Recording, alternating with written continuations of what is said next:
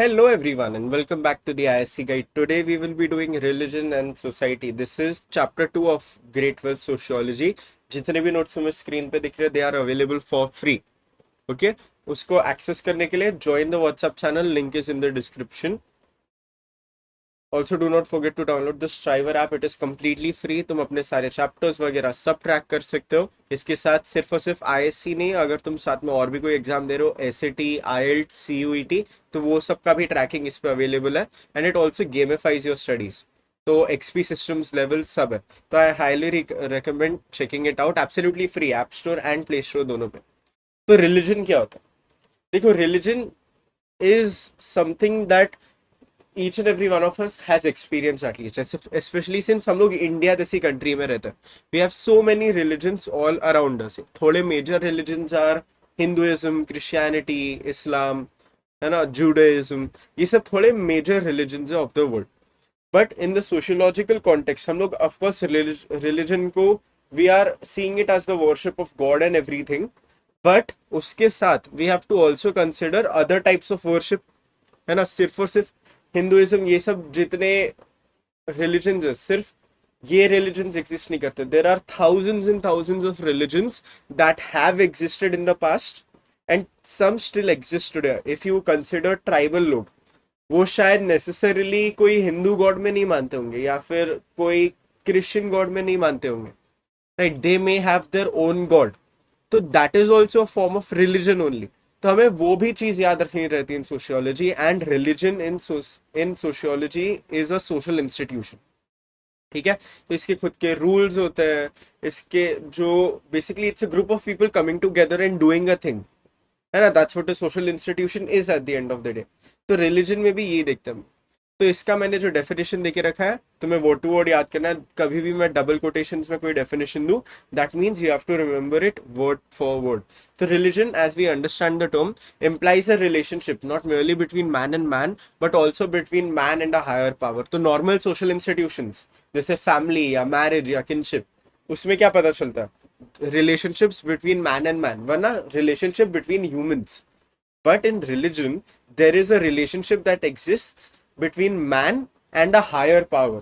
Higher power as in God. है ना, वरना कोई भी और supernatural force, whichever is the part of their religion.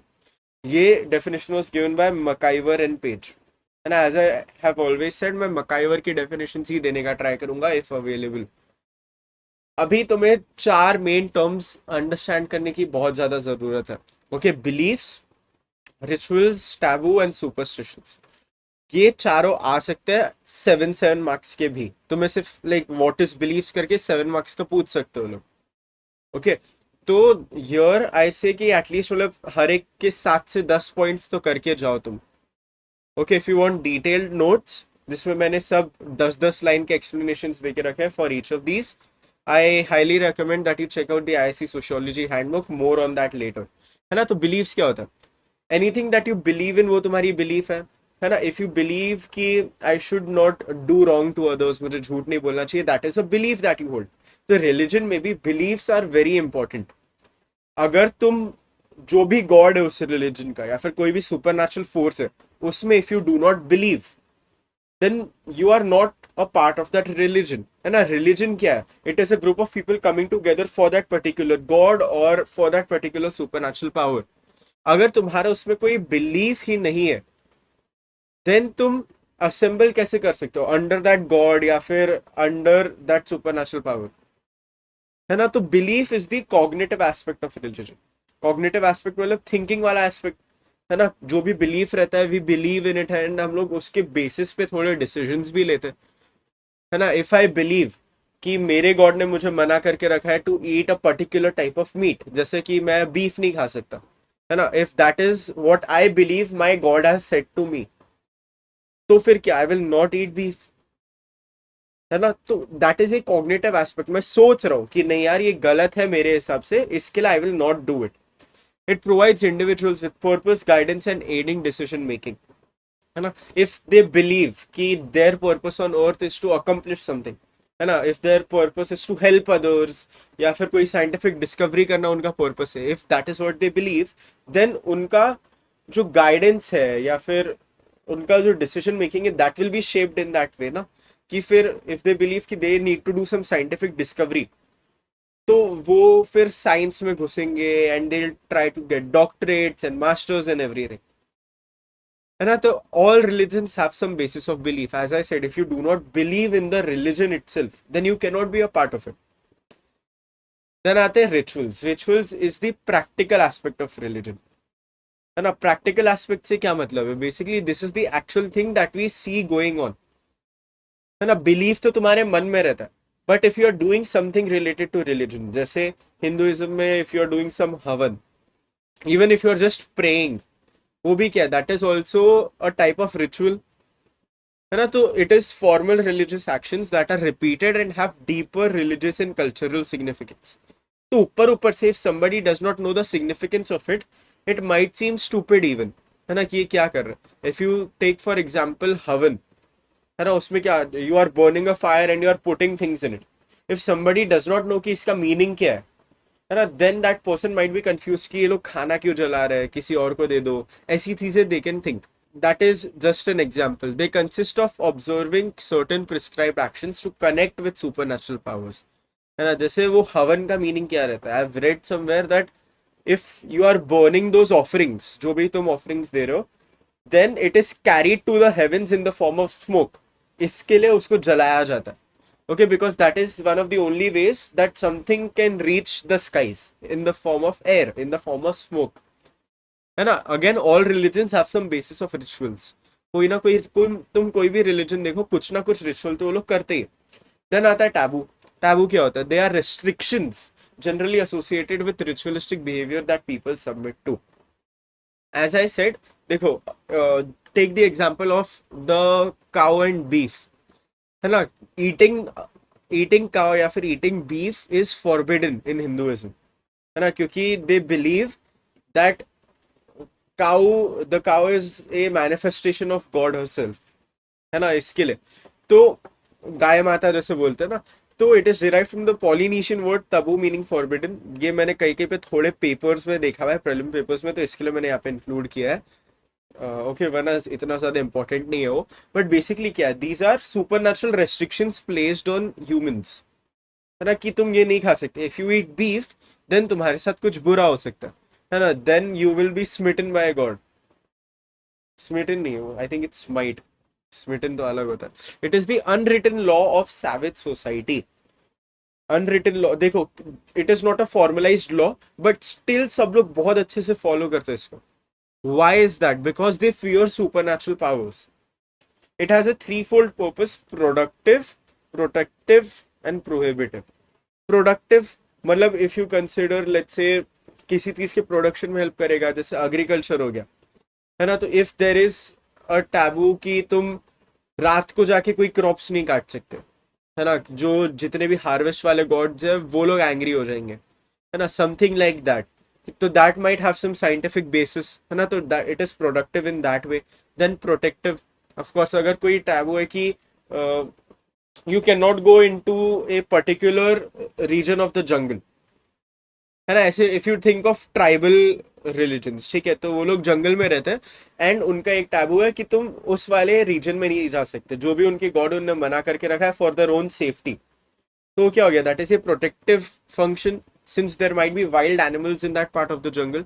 And prohibitive, तो प्रोहिबिटिव कैसे हो सकता है? लेट्स से, जैसे हम लोगों ने किनशिप वाले में देखा था, to prevent incestual relationships there is avoidance in joking relationships वगैरह।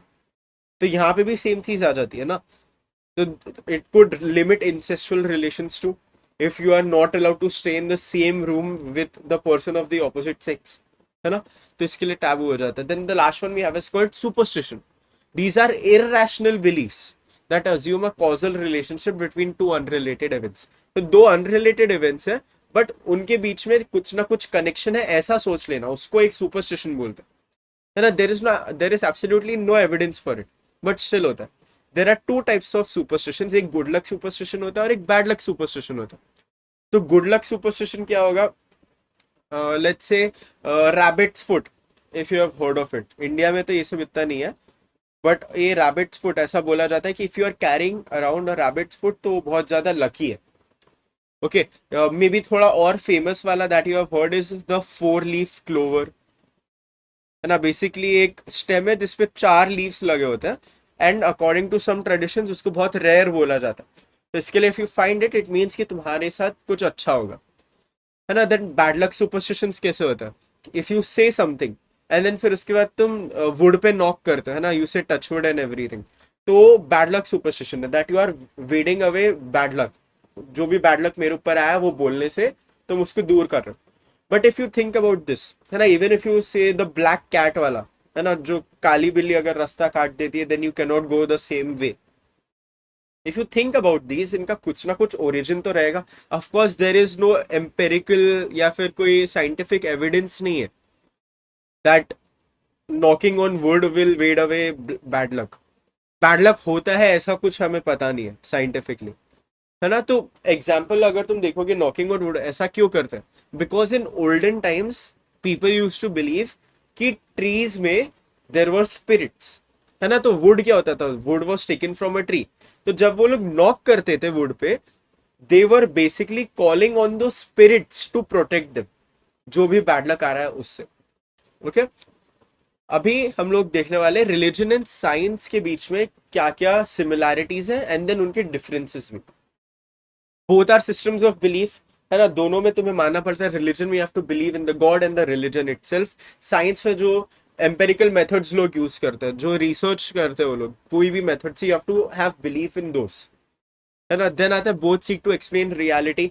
रिलीजन क्या करता है, it explains the super natural meaning, कि हम लोग यहाँ क्यों एग्जिस्ट करते हैं, what is our purpose and everything. Science हमारा नेचुरल एंड फिजिकल वर्ल्ड को एक्सप्लेन करने के लिए देखता है। Both provide order and predictability, ना। रिलीजन से हमें मॉरल गाइडलाइंस मिलती है and we get religious codes. जैसे टैबू ही ले लो तुम, है ना, for example, that is also a kind of order that is being provided by religion. और साइंस हमें लॉज एंड प्रिंसिपल्स प्रोवाइड करता है ना, जैसे कि 3 लॉज ऑफ मोशन। देन आता है both have specialised practitioners. If you have to be on a high position religion, तो एक स्पेशलाइज्ड प्रैक्टिशनर होता है, प्रीस्ट, फादर, पंडित, जो भी है ना। देन साइंस में भी you need to have degrees, तो साइंटिस्ट एंड प्रोफेसर्स हो गया। Then both involve organised institutions, ये जहाँ पे प्रैक्टिस होता है, दोज इंस्टीट्यूशंस आर ऑर्गेनाइज्ड, है ना। तो religion can be temples, mosques, churches, gurudwaras, and science has labs, universities etcetera. Both influence human behaviour. Again religion से बिलीव्स मिलता है, believes can alter our human behaviour, है ना। जैसे हम लोगों ने बिलीव्स वाले पार्ट में देखा that if we believe that our purpose is something, तो हमारा डिसीजन मेकिंग भी उसके हिसाब से होगा, है ना। Even if you think about science, science से जितनी भी इनोवेशन आ रहा है, जो भी टेक्नोलॉजी आ रहा है, उससे हमारा लाइफस्टाइल इफेक्ट हो रहा है। Then both evolve over time. Religion जो एटलीस्ट उनके स्क्रिप्चर्स रहते हैं, देयर इंटरप्रिटेशन इवॉल्व, है ना, थ्रू टाइम। एंड साइंस तो कॉन्स्टेंटली चेंज होता रहता है with the new research that we get. अब देखते हैं differences which is religion versus science. तो रिलीजन क्या है, deals with supernatural, sacred and spiritual matters, and science deals with the natural and physical world. This has, इनका attitude कैसे होता है, it has a relatively conservative attitude. Basically जो पुरानी चीज है उसको कंजर्व करके रखो, है ना, जो ट्रेडिशन है उस पर अमल रहना। Then science is dynamic and progressive. कोई चेंज आ रहा है, कुछ नया रिसर्च आया, तो they are readily accepting it. Then authority rests with religious leaders and holy texts. Authority rests with empirical proof and the scientific community, है ना। इनका प्रूफ अलग रहता है, इनका प्रूफ अलग रहता है। Believes vary across religions and cultures, वो डिफरेंट हो सकते हैं wherever, in whichever part of the world you go. थोड़े जो बिलीव्स रहते हैं they can alter, but science is something जो पूरे यूनिवर्स में सेम रहेगा, है ना। Like 3 laws of motion that will exist throughout the universe. अभी I also discuss about the ISC sociology handbook. इसमें बहुत सारे फीचर्स है, you get in depth notes, है ना, बहुत सारे तुम्हें इन डेप्थ नोट्स मिलेंगे for each and every chapter. You get quick revision notes for each and every chapter, mind maps मिलेगा, you will get board level textual questions जो तुम्हें और कोई भी बुक में नहीं मिलेंगे। And all of this is together in just one book. वरना तुम सोशियोलॉजी देखो, you have to have at least 2 या 3 books in order to study it, and still उसमें सारी चीजें नहीं आती है। बट ये बुक में you will get everything at one place. It is available at just 499, and साथ में you will also gate 2 solve sample papers and also many many revision sheets, तो डेट एंड थ्योरी शीट्स हो गया, then उसके बाद mnemonic sheet हो गया, है ना। तो all of this also you will get. In order to get it, ये यूपीआई आईडी स्कैन करो या फिर pay to this the popular concepts at idfcbank.com, 499 pay करो and then send me a mail of the screenshot of the payment एंड तुम्हें कौन सी book चाहिए। That is the sociology book. Psychology के लिए भी अवेलेबल है, तो you can go and get that to.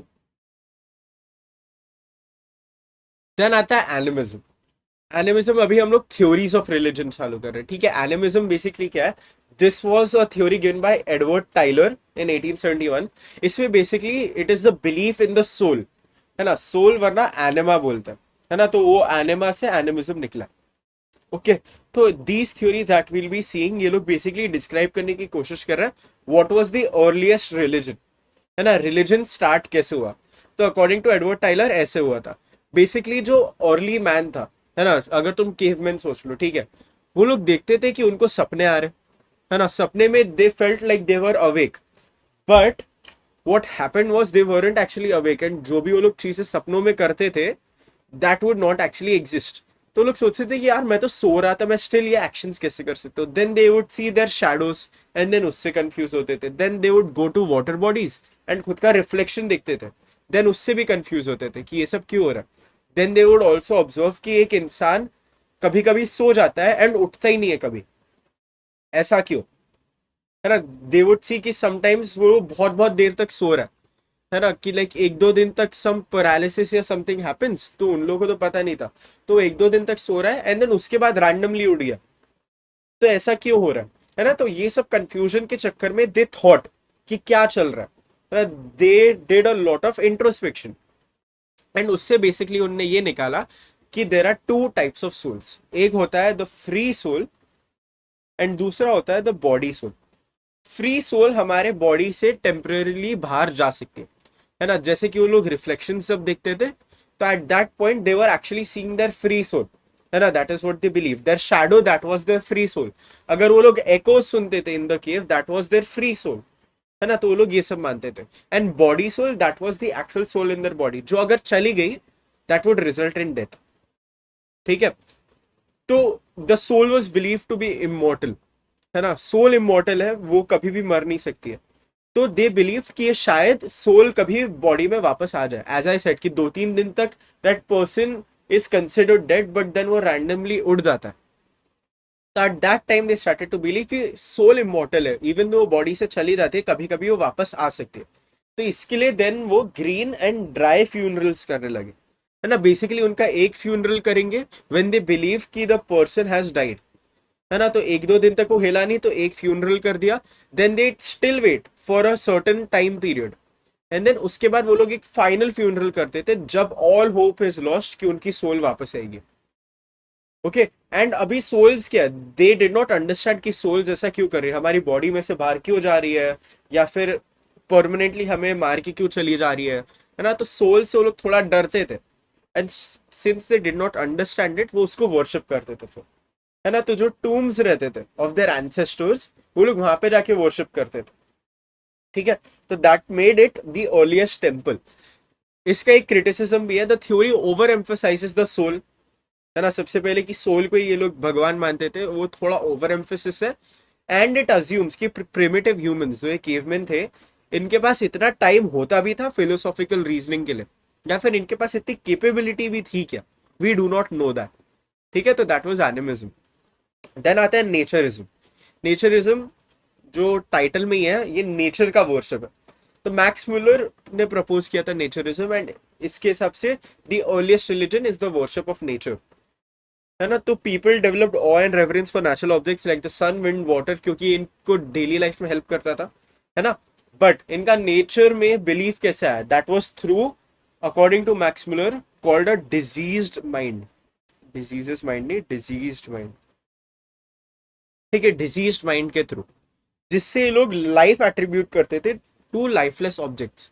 इसका एक एग्जाम्पल क्या है, the sun rises. When I say the sun rises, इसका मीनिंग ये हो सकता है कि the sun has the power to rise, है ना। एक इंसान उठ सकता है, सन उठ सकता है क्या, नहीं। तो ये क्या है, हम लोग, हमारी लैंग्वेज ऐसी है दैट द सन राइजेस। तो इससे क्या हो रहा है, पीपल के दिमाग में ऐसा होने लगा कि they have the power to do this themselves, तो इसके लिए ये लोग इनको वर्शिप करते थे। Even if you see trees, trees क्या बोलते हैं हम लोग, ट्रीज बेयर फ्रूट, है ना, मतलब ट्रीज से फ्रूट मिलते हैं, तो ट्रीज बेयर फ्रूट। तो ये जो बेयर वाला जो वर्ड है, इससे भी वो एक कुछ मतलब कॉजल रिलेशन बन सकता है कि trees have the power to create fruit just as humans have the power to create more humans, है ना। तो वो लोग भी उसको फिर क्या समझने लगे कि ये मतलब अगर हमारे बच्चे होते हैं वी आर लिविंग, तो अगर ट्रीज से फ्रूट हो रहे हैं तो trees must be living too. And then वो लोग उनको वर्शिप करने लगे, सिंस फ्रूट क्या उनके लिए खाना है, तो the trees are providing them with something. तो इसका एग्जाम्पल क्या हो गया, Egyptians worshipping Ra, Ra was the sun god, and Hindus में worship of Vayu, Vayu is wind. But there is no evidence कि ये अर्लीस्ट फॉर्म ऑफ रिलीजन था।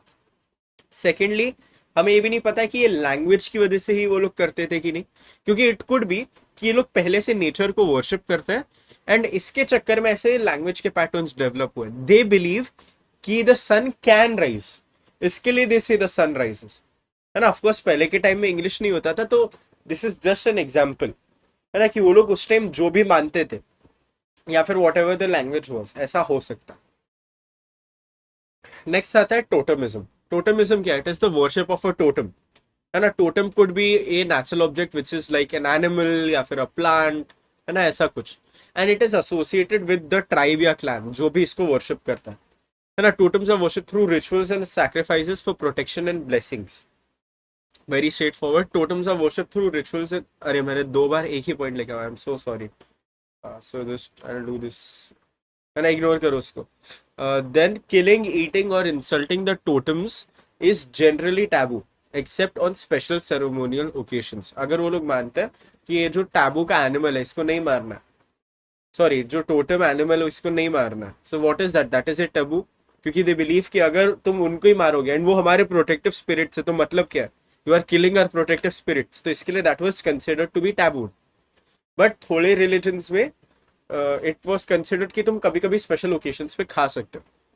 Okay, then totems are believed to be guardian spirits and the symbols may be worn or tattooed. It is supported by myths and legends. तो अभी मैं बताता हूँ तुम्हें the story of the Netham and Markham people. इनके हिसाब से there was a great flood. The Netham and Markham people are a part of the Kamar tribe. कौन सा, Kamar tribe, है ना, कमर ट्राइब के लोग पार्ट है। तो कमर ट्राइब के जो ये लोग पीपल है, तो इस टाइम ऐसे बिलीव था कि there was a great flood एक टाइम पे, एंड वो फ्लड में नेतम पीपल को एक टॉर्टोइस के बैक पे बैठाया था and that tortoise was saving them from the flood. जो मार्कम पीपल थे ये लोग एक क्रोकोडाइल के बैक पे बैठे थे, है ना। बट जो क्रोकोडाइल था उनने उनने उसने इनको धोखा दिया एंड उसके चक्कर में what happened was the turtle of the Netam people came and saved them, है ना। तो अभी नेतम एंड मार्कम पीपल दोनों टॉर्टोइस को मानते हैं, है ना, they worship tortoise. But Markam people crocodiles को हंट भी करते हैं सिंस दे बिलीव कि क्रोकोडाइल से उनके एंसेस्टर्स को खाया था। ओके, तो टोटमिज्म ऐसा तुम देखोगे ऐसा कोई बड़ा रिलीजन नहीं है जहाँ पे टोटमिज्म होता है। These are usually seen in tribes and clans, जो छोटे छोटे ग्रुप ऑफ पीपल रहते हैं। Okay, then the next one we have is functional theories. तुम्हें 3 functional theories in syllabus, Malinowski, Radcliffe Brown and Durkheim, है ना। तीनों के तुम्हें फंक्शंस पता रहने चाहिए। According to these theories basically कि रिलीजन का एक प्रॉपर फंक्शन है ना। तो वही फंक्शन क्या है हम लोग देखेंगे। तो ब्रोनिस्लो मैलिनोव्स्की की theories based on his research on the Trobriand islanders ना, ट्रोब्रायंड आइलैंडर्स, ट्रोब्रायंड आइलैंड करके जगह है, तो वहां के जो लोग हैं उनके ऊपर उससे रिसर्च की थी। ओके, तो बेसिकली ये क्या देखता था कि ये लोग फिशिंग इनका मेन ऑक्यूपेशन था सिंस ये लोग आइलैंड पे रहते, है ना। तो when ever they would go on fishing expeditions, तो ये लोग बहुत सारे रिचुअल्स वगैरह करके जाते थे, है ना, ताकि इनको एक विंड्स अच्छी मिले एंड देन जो भी ओशन है वो शांत रहे, there would be no storms या फिर उनका बोट डिस्ट्रॉय हो जाए बाय लार्ज वेव्स, ऐसा कुछ ना हो, है ना, basically so that they can remain safe. तो व्हाट मैलिनोव्स्की बिलीव्स कि इनका रिलीजन कैसे आया, अगर तुम नॉर्मली जा रहे हो, है ना, ocean is something that you can not predict, है ना, it is something that you can not control, same as the weather. तो ये लोग क्या करते थे, they would worship gods and उनको बोलते थे कि तुम लोग कंट्रोल में रखो। तो इससे क्या होता था, in their mind they would believe कि हमारा जो भी भगवान है वो खुश है एंड वो हमारी रक्षा करेगा, है ना। तो इनके माइंड से जितना भी वो वरी एंड टेंशन था अबाउट द ओशन वो सब चला जाता था, है ना। तो religious beliefs and rituals help people cope with stress and adapt to difficult situations. The main function of religion is to provide mental and psychological stability. वरना तुम सोचो, if you are going on a fishing expedition and तुम constantly डरे हुए हो कि कभी भी कुछ भी हो सकता है, तो तुम अपने 100% एफिशिएंसी पे काम नहीं कर पाओगे, है ना। इसके लिए ये ज्यादा इंपॉर्टेंट है। देन आता है रैडक्लिफ ब्राउन की functional theory. Alfred Radcliffe Brown की फंक्शनलिस्ट थ्योरी के हिसाब से रिलीजन का main function is to create a sense of dependency on society and itself. ऐसा क्यों? ओके देखो, the survival of the group is more important than the survival of the individual. ठीक है, अगर पूरा ग्रुप एक सर्वाइव कर रहा है एंड सिर्फ एक इंसान है ना, तो ज्यादा इंपॉर्टेंट क्या है? तुम नॉर्मली ले लो the classic trolley problem. There is a train coming, है ना, वो 5 लोगों को मारने वाली है ना। Those are tied to the train tracks. तो 5 लोग are tied to the train tracks and उनके ऊपर से ट्रेन जाने वाली है, but you have a lever जिससे तुम ट्रेन को डाइवर्ट कर सकते हो and that will only kill 1 person. पहले 5 लोग मर रहे थे, इफ यू डाइवर्ट देन सिर्फ एक ही इंसान मरेगा। तो most people kill the 1 person and save the 5, है ना। So that is ingrained in us as humans में it is more important that the group survives than an individual, है ना। बट लोगों का क्या होता है, if you think about yourself, if you think कि तुम you are the person that is tied to the train tracks and जो सामने जो 5 वाले लोग हैं वो एकदम रैंडम है, तो फिर क्या होगा? People think that they are more important than most others, तो जो 5 लोग हैं उनको मरने देते। ठीक है, तो सिंस पीपल बिलीव कि the individual is important, they themselves are important, but actuality में the group is important। तो यहाँ पे क्या हो जाता है, सेल्फिशनेस आ जाती है ना। If people are only thinking about themselves, then चोरी, डिसीट, ये सब चीजें आ सकता है ना। तो what happens here is, religion कहाँ से आता है? रिलीजन का main function is to keep the group together. Basically if you stay in the group and you follow all the taboos and social norms, है ना। सोशल नॉर्म्स क्या? Do not steal या फिर कोई धोखा मत करो। If you follow all of that, then क्या होगा? The group will accept you, है ना। Since the group accepts you, तो you will feel a part of religion, है ना, and you will also get the social support from them. तो religion basically क्या कर रहा है? It establishes supernatural fear कि if you do all of this, अगर तुमने कोई चोरी की तो तुम्हारे ग्रुप से तो तुम अलग होगे, साथ में जो गॉड है वो भी तुम्हें पनिश करेंगे। ओके, तो इससे क्या, लोग become less likely to do all of that and they start to live together in groups and they start to believe that the group is more important, है ना। Thus, the function of religion is survival of the group by creating a sense of dependence on society, leading to an individual's adherence of social norms. जैसे मैंने समझा। Then आता है डॉर्कहाइम्स functional theory. Emil डॉर्कहाइम हम लोगों ने ग्रेड 11 में भी पढ़ा हुआ है ना। तो जो सेक्रेड एंड प्रोफेन का कॉन्सेप्ट है वो भी है इसमें। Emil Durkheim argued that religion originates from collective gatherings that create intense shared emotions.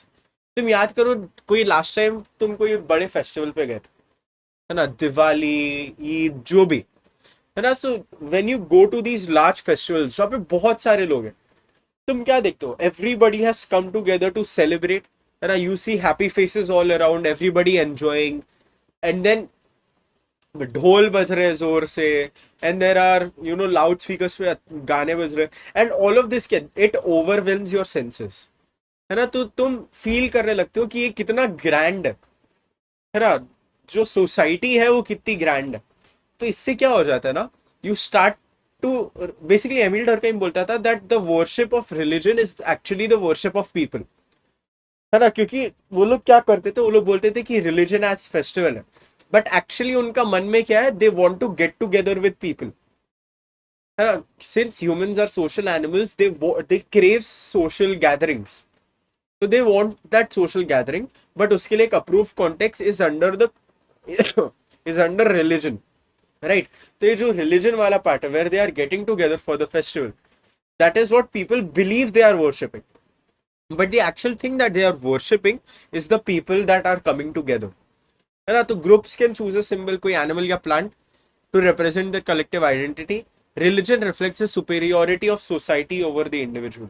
जैसे मैंने बोला, जितना मजा तुम्हें दूसरों के साथ आ रहा है तुम्हें अकेले नहीं आएगा, है ना. It consist of believes and rites. तो बिलीव्स आर स्टैटिक, वो जब से वो रिलीजन फॉर्म हुआ है ना तब से वो सेम है. राइट्स चेंज हो सकते हैं. बेसिकली तुम ये जो फेस्टिवल है उसको कैसे एंजॉय कर रहे हो, है ना. पहले देर वो नो फायर क्रैकर्स, अब फायर क्रैकर्स हैं. पहले शायद लाउड स्पीकर्स पे गाने नहीं बजते होंगे, अब बजते हैं.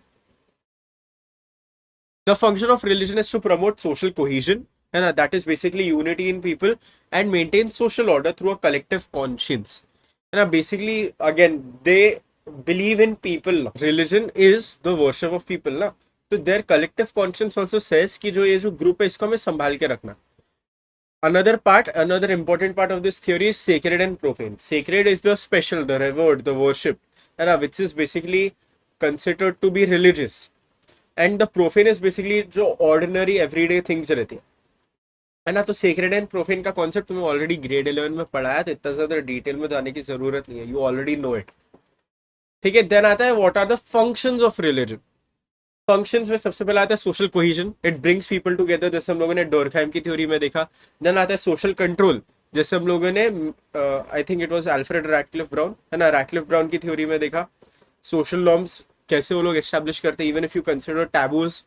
देन आता है इट प्रोवाइड्स इमोशनल सिक्योरिटी, जैसे कि हम लोगों ने मैलिनोव्स्की की थ्योरी में देखा, है ना. जो भी अनसर्टेनिटी रहती है अबाउट देयर ओशन वो कम हो जाता है.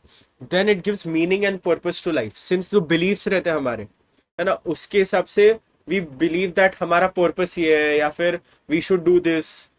हमारे values are also are believes, है ना. तो it gives meaning and purpose to life. It promote social welfare and charity. Religion के नाम पे बहुत सारे charities and donations and trusts काम करते हैं, है ना, in order to help other people. It preserves culture and traditions. जो हमारे कस्टम्स रिचुअल्स है, it is passed on to the next generation in the form of religion. It promote social integration. अगर कोई इंडिविजुअल है, basically if you consider कोई नया बच्चा है, okay, in the family, and सबसे पहली चीज क्या की जाती है, if you for example consider Christianity, one of the first things that जो चाइल्ड है उसके साथ की जाती है, इट इज बैप्टिज्म, है ना. जहाँ पे basically that child is brought into the Christian group. तो ये क्या कर रहे हैं, they are integrating a new born baby into their religion. Then आते हैं dysfunctions of religion. Basically what are the negative aspect. सबसे पहले प्रमोट सोशल कॉन्फ्लिक्ट, है ना. सबके बिलीफ्स अलग है तो वो लोग अपने बिलीफ्स के चक्कर में लड़ सकते हैं. देन आते हैं सपोर्ट सोशल इनइक्वालिटी. ये कैसे, if you consider the caste system. Caste system according to the Rigveda and Manusmriti, वहां पे देर इज, ये हमारे सिलेबस में है, theory of divine origin of caste. उसके हिसाब से भगवान ने एक कास्ट सिस्टम बनाया. ओके, तो ये कास्ट सिस्टम अगर तुम बोल देते हो कि भगवान ने बनाया, that means it is compulsory to follow. तो इससे ऑफकोर्स इनइक्वालिटी क्रिएट होगी, सिंस जो लोअर कास्ट है उनको मिसट्रीट किया जाएगा, उनको अपॉर्चुनिटीज ढंग की नहीं मिलेंगी, है ना. It leads to social rigidity. Again वही कास्ट सिस्टम वाला तुम एग्जाम्पल ले लो, तो there will be no social mobility, कि तुम अपना कास्ट चेंज नहीं कर सकता. If you are born in to a lower caste, you are always a lower caste, ऐसा हो जाता है. Then it encourages blind faith and superstition, है ना. पीपल ज्यादा सोचेंगे नहीं, वो लोग बोलेंगे कि अरे मेरा रिलीजन ये बोलता है तो मैं मान के चलूंगा. They do not think Y ऐसा रिलीजन क्यों बोलता है, या फिर ये लोग सोचते भी नहीं है कि शायद ये गलत हो सकता है ना. जैसे कि सुपरस्टिशंस हो गए, काली बिल्ली ने रास्ता काट दिया, उसका there is no empirical proof कि तुम्हें बैड लक मिलेगा उसके चक्कर में, है ना. Then encourages fatalism. फेटलिज्म क्या होता है, basically people surrendering themselves to fate, है ना, कि जो भी मेरे साथ होगा देख लेंगे. If you consider for example, एक एक एग्जाम्पल देता हूँ, एक पुअर पर्सन है ना, वो मानता है कि मैं पुअर हूं क्योंकि भगवान चाहता है, एंड वो फिर कुछ कर ही नहीं रहा है अपनी फाइनेंशियल स्टेटस को ठीक करने के लिए, है ना. देन आता है causes psychological fear and guilt. There are some things if you do, let's say कि कोई पर्सन है जो मानता है कि मेरा रिलीजन के हिसाब से I should only eat vegetarian food. उसने एक दिन गलती से कुछ नॉन वेजिटेरियन खा लिया, है ना. उसका भी बिलीफ इतना स्ट्रांग है तो उसको पूरे टाइम ये लगता रहता है कि अभी भगवान मुझे पनिश करेंगे, या फिर वो बहुत अंदर से गिल्टी फील करता है कि उसने अपना he went against his beliefs. तो इससे बहुत सारा psychological fear and guilt create होता है, जो अगर उसका बिलीफ नहीं होता है ना, नॉनवेज खाना is absolutely fine like biologically, but उसके बिलीव्स के चक्कर में that person is not eating it.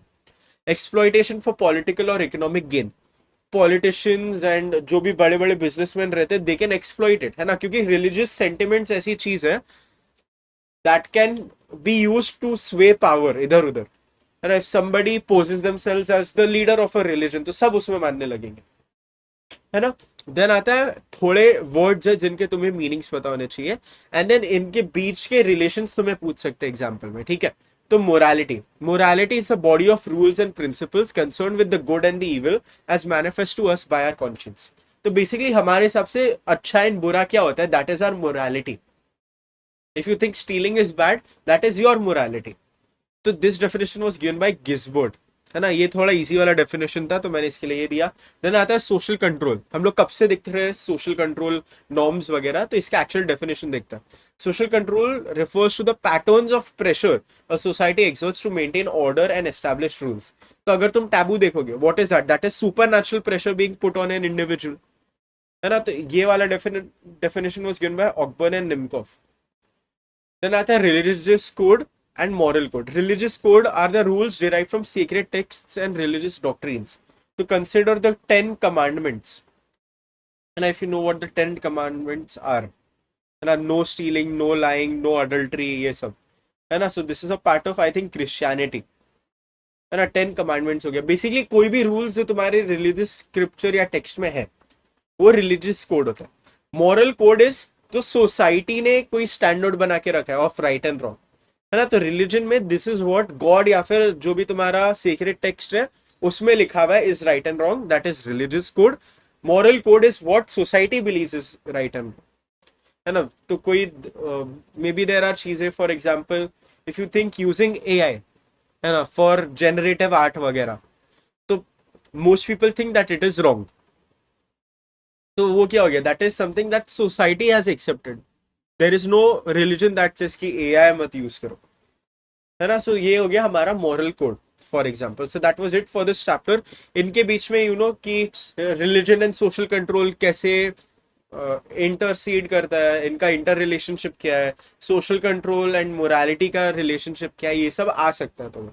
Okay, maybe for 3-4 marks शायद. आई डोंट थिंक 7 का वो लोग पूछेंगे. Okay, so that was it for the chapter. Again, do not forget to check out the WhatsApp channel, the ISC Sociology Handbook, the Striver app.